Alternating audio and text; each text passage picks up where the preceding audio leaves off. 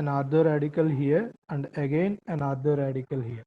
So two of these ortho radicals, they will undergo dimerization. So this carbon and this carbon, they will undergo bond formation. When they undergo bond formation, what we are generating is a carbon-carbon bond between the two naphthalene rings. Carbon-carbon bond between the two naphthalene rings.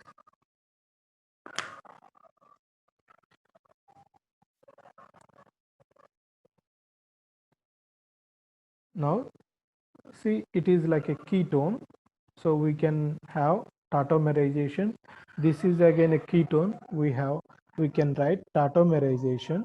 So when we write tautomerization of this ketone, it will generate a double bond here. When we write tautomerization of this ketone, it generates a double bond here. So it will undergo tautomerization to give bienal.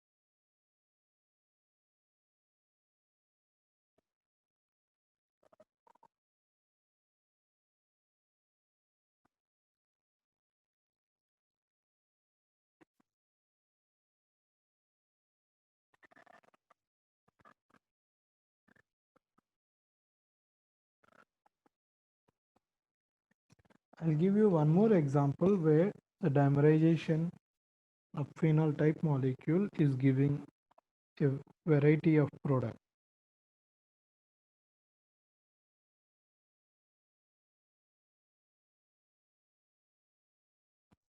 4-methyl phenol, when we treat this with K3FeCN6, again it is again a radical reagent. Okay, it's like Fremis salt. This fellow will also do radical reactions. So here what we are getting, a dimerization here, a dimerization here. This is the one molecule.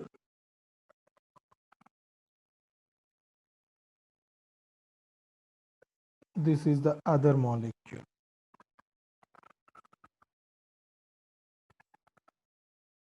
There is a bond formation between second ortho carbon and fourth carbon. There is a bond formation between second carbon and fourth carbon. So it will undergo dimerization, and the phenol, now it will also undergo bond formation with the second molecule. This is called Palmer's ketone.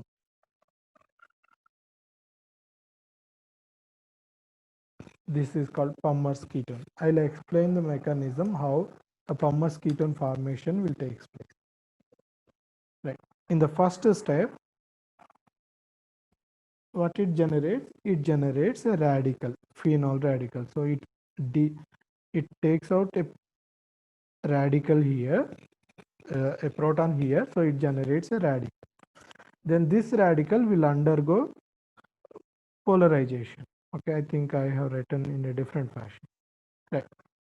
So this bond will undergo homolytic cleavage. So one electron will be polarized towards this carbon, another electron will be polarized towards this carbon.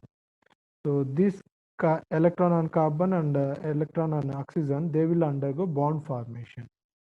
So it generates an ortho radical. It generates an ortho radical. Right. I'm writing in this side. So this is the double bond generated and this is the radical here. So this is an ortho radical. Then this will undergo polarization or tautomerization to generate, I'll write it.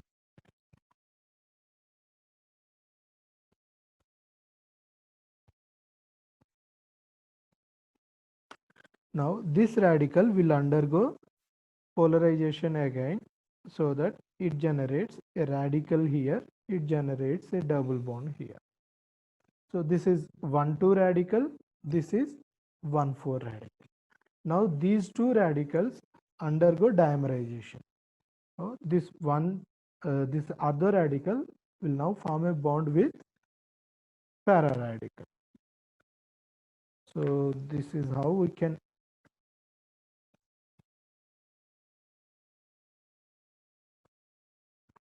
I'll write it like this. Okay, C double bond O, double bond methyl, and this is the radical, and it is forming a bond with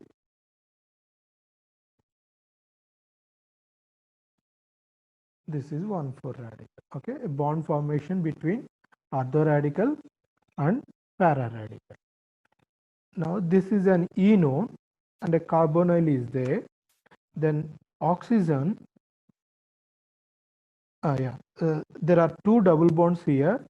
If we can do tautomerization, what we will get? We will get an aromatic system. So first it will undergo tautomerization. So it forms a phenol. This OH will now undergo 1,4 addition. This phenol will now undergo 1,4 addition to this enone.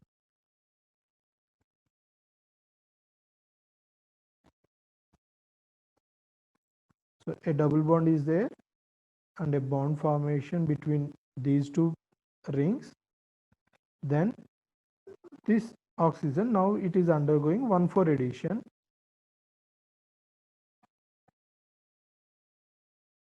So this is H plus, this is O minus.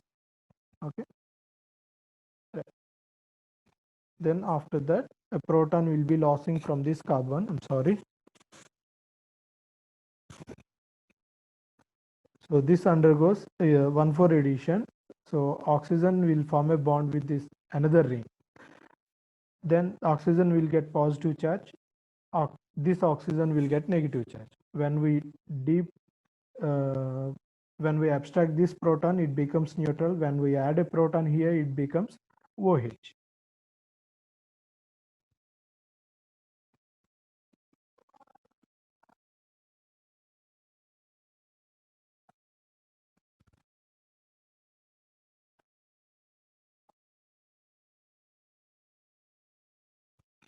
Okay, so minus H plus H plus. We are taking out this proton, we are adding a proton here. Then it will undergo, it is not an aromatic system to be stable in this case, right? Another double bond cannot be generated. So instead of staying like this is undergoes again tautomerization to give this ketone.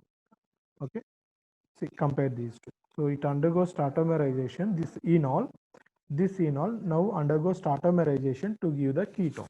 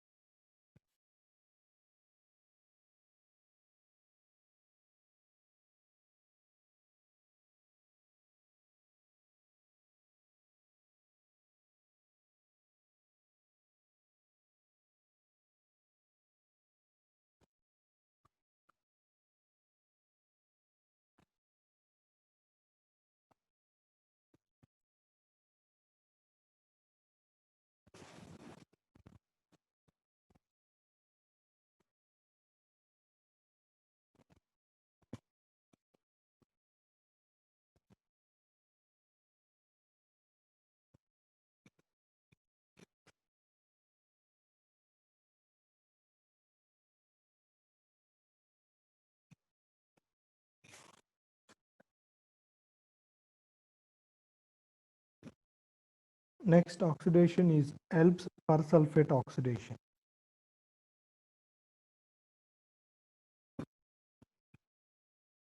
ELBS persulfate oxidation.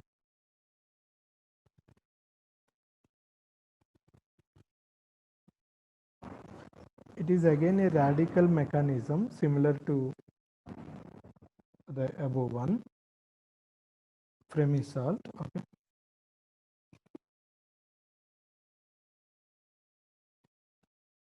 We can oxidize a phenol using potassium persulfate under basic conditions to the corresponding 1,4-diol. 1,4-diol, it is a major product. Of course, ortho position also we can do hydroxylation, but that is the minor product. Okay. Para is the major.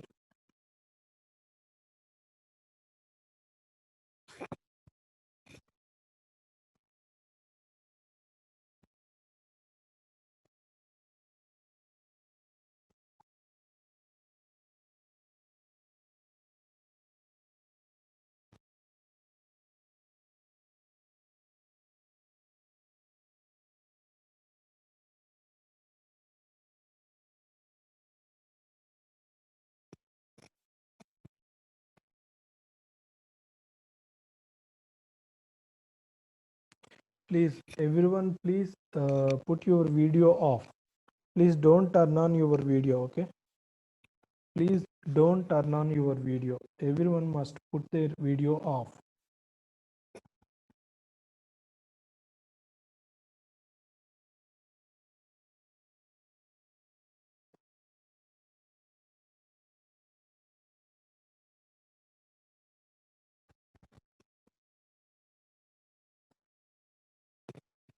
Right, I'll explain the mechanism of ELBS persulfate oxidation. Potassium hydroxide base will pick up a proton from phenol because it is an acidic proton. Then what happens?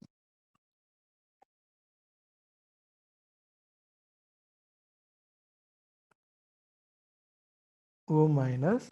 Now we'll polarize this bond minus negative charge into the ring. So it generates an anion here. Of course, it generates anion at ortho position, anion at para position. So like in the previous case, when we have anion at ortho position, it will have more dipole moment, so that is less stable. When you have anion at a para position, it is more stable, so it will have less dipole, so it is more stable.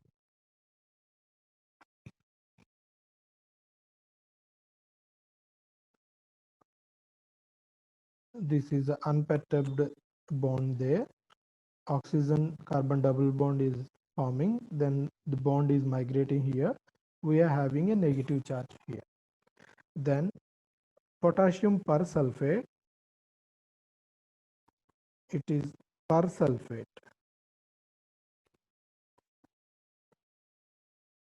O minus K plus. O minus K plus. It is potassium persulfate. Then this negative charge will attack on one of the oxygens of peroxide. Then the oxygen-oxygen peroxide bond will break down. Okay. It generates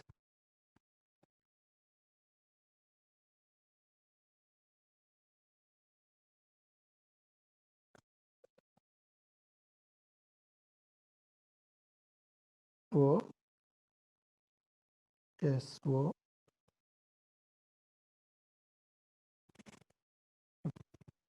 Now this can be further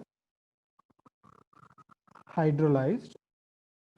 Okay, when we add water. Okay, when we add water, this can be hydrolyzed. And not only that, yeah, first I'll write this product. Water or basic condition itself.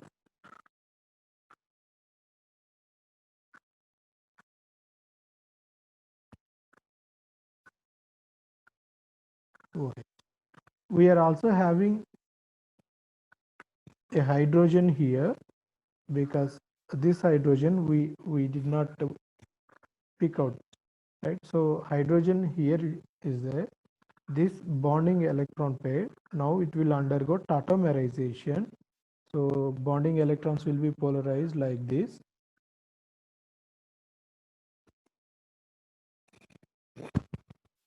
Okay. So it undergoes tautomerization to give this product. It is called Elb's persulfate oxidation. Oxidation is similar to Fremis salt.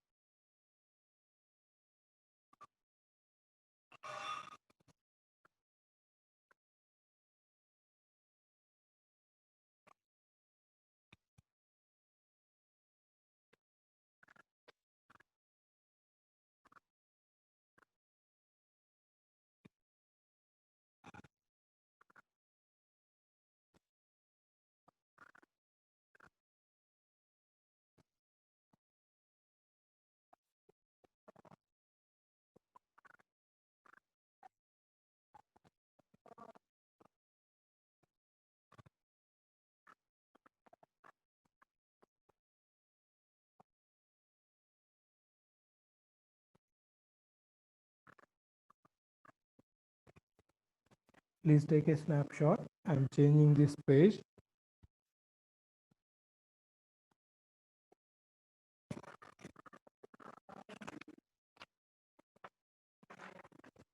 I'll just give you one more example on potassium persulfate oxidations, and then we will see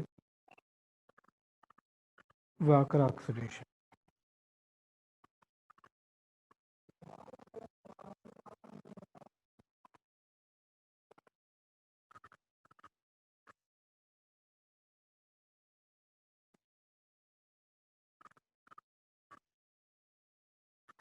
So it is again a similar reaction. So I'm giving under the heading Elb's persulfate oxidation.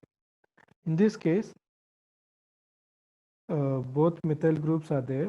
So para position is blocked. It will give oxidation at ortho position.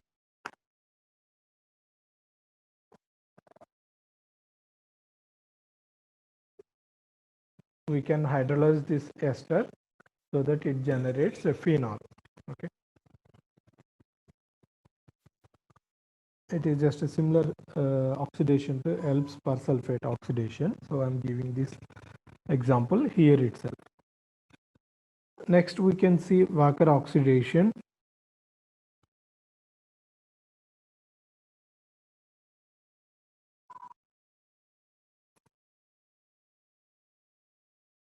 What is Walker oxidation? Oxidation of terminal double bonds using some palladium catalyst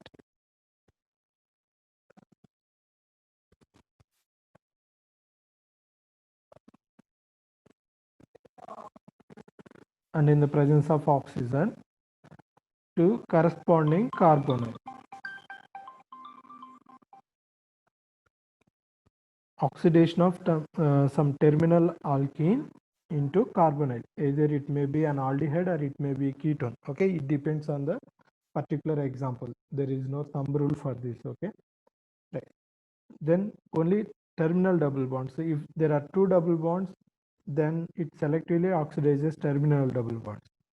It doesn't mean that it cannot oxidize internal double bonds. Internal double bonds also, some cases they will undergo oxidation. So in the case of Walker oxidation, there is no thumb rule. It is a case sensitive. That means it depends on the particular substrate. Okay, right. I'll give you the Walker oxidation mechanism.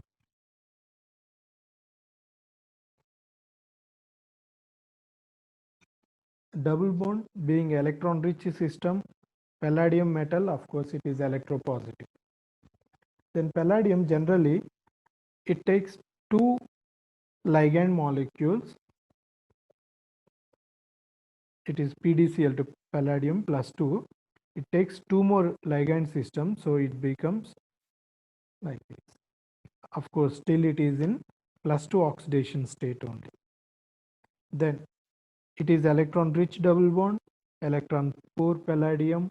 So there will be a bonding interaction or Lewis acid Lewis base type of interaction between palladium and double bond. Then it generates a pi complex. In the first case, it generates a pi complex by eliminating one of the chlorines. Chlorine is a good leaving group, so it immediately eliminates one chlorine. So it generates a pi complex. This is called pi complex. This is called pi complex. Then, sorry, here it is not Cl, it is ligand, some ligand. So the oxidation state is still plus 2. Okay. Then in the second case, the pi complex now will give you a sigma complex. That means there will be a bond formation between one of the carbons of the double bond and the palladium. How it will generate a sigma complex? Water now will add to the double bond. It may add here and it may add here. Because I have written a ketone, I am explaining the mechanism according to ketone.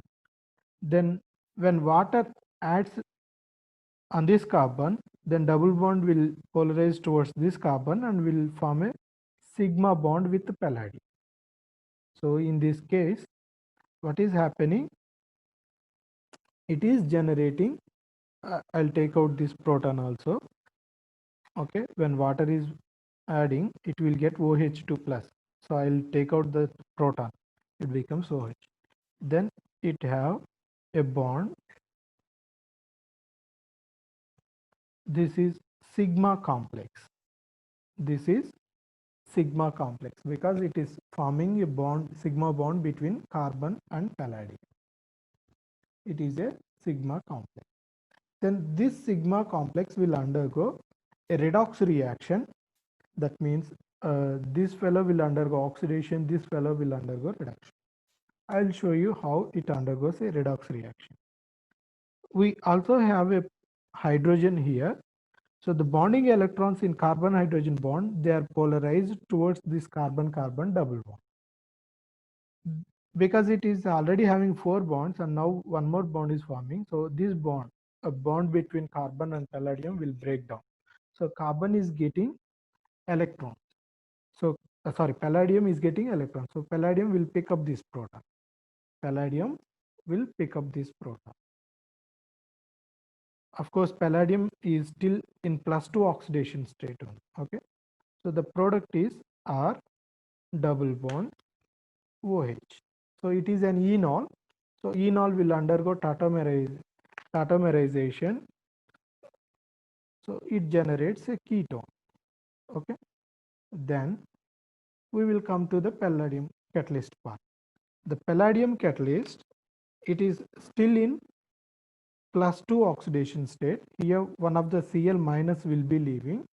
Here one of the Cl minus will be leaving. So what we will get, we have a ligand and it is picking up a proton and it is having a yeah. Okay, right. So of course it will have a pi complex in the first case.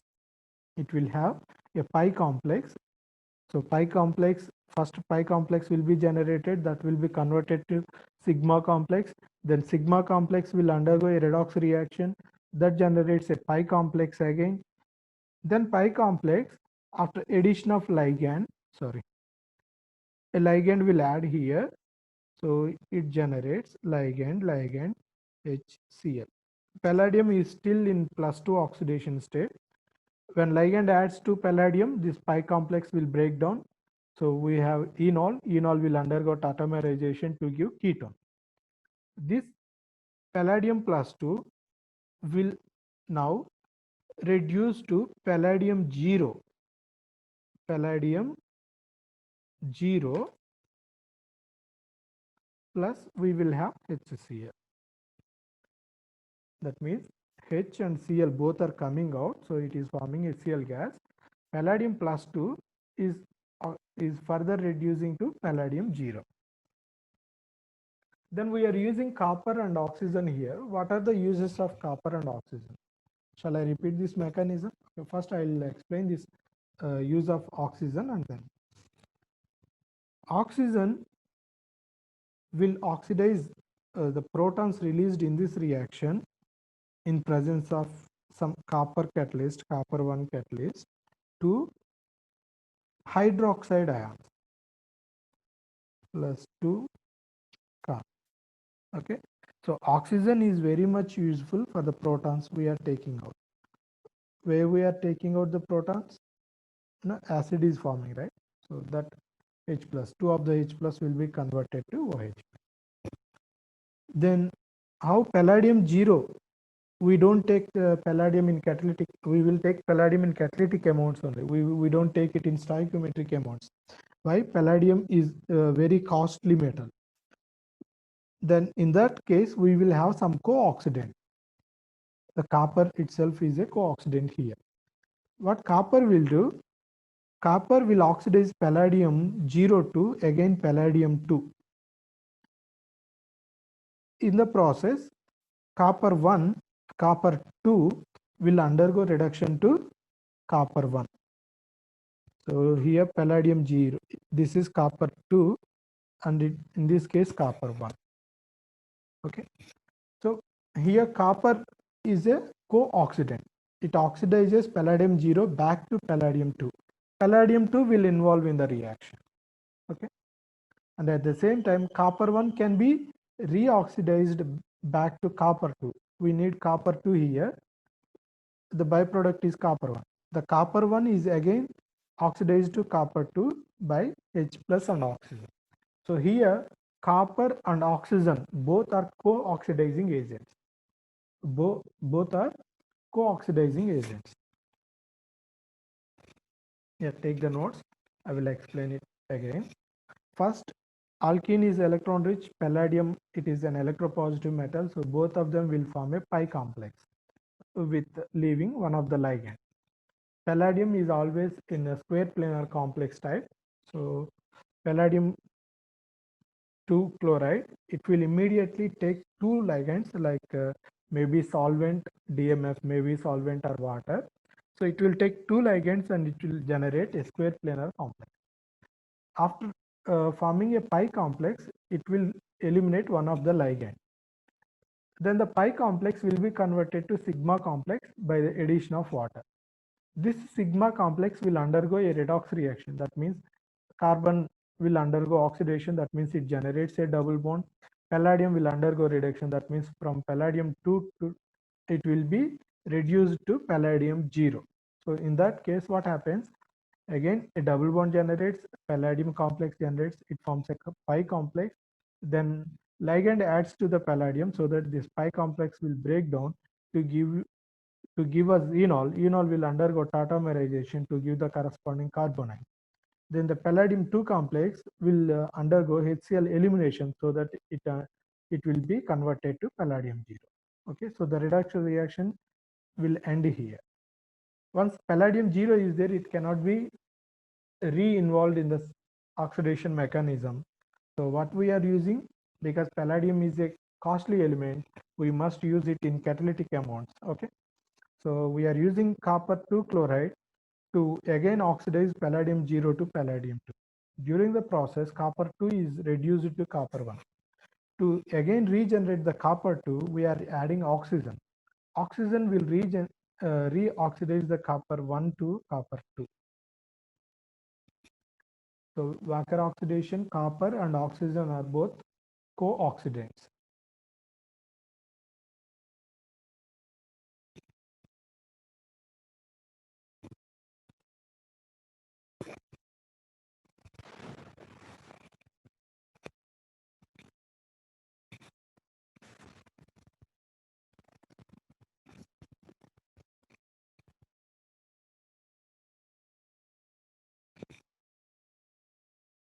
Please take a snapshot. I think we are running out of time.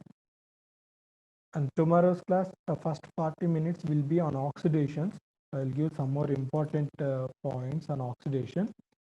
And the next two classes will be on reductions. So from tomorrow onwards, we will be starting reductions. Please take a snapshot. I think we are running out of time.